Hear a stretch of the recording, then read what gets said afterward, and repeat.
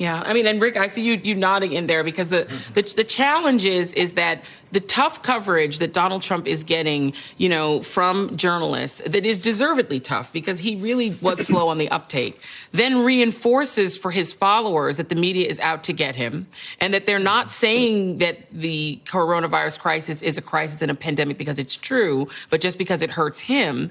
And I've had friends emailing me things they're getting from people that, family members and friends on Facebook saying it's all a lie, that still believe it, that even believe his pivot isn't necessarily real. The danger is real because, this keeping away from one another and doing our social distancing only works if everybody does it.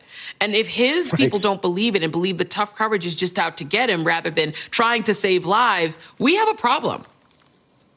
I mean, look, Joy, the Trumpati caucus, the small number of true believer Trumpers who will not be touched by this, I suspect they're going to be going to a lot of funerals because they're going to be the people who help spread this. I mean, look, we had a Florida legislator, Mike Hill, the other day, post on Facebook on Friday afternoon, I think, a picture of him and a bunch of other guys out joking about they're not going to do social distancing, they're going to go out and blah, blah, blah.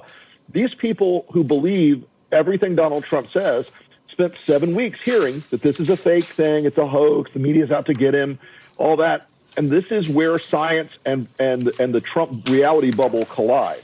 And those people that are laughing it off right now are going to be the ones who have a proximate responsibility for the fact that this is going to take longer and cost more lives than it should have.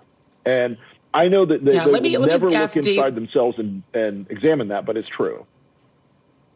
Yeah, I mean, let me go to David and then Jennifer on this question of then what do you do from your point of view, David, and then from you from the Washington Post, Jennifer, the two media that you're coming from, just like the one I'm working with, are not going to break through to the other side, right? And so when you're approaching these stories, is your goal to try to break through to the other side, or just to try to inform as much as possible those who are open to believing reality?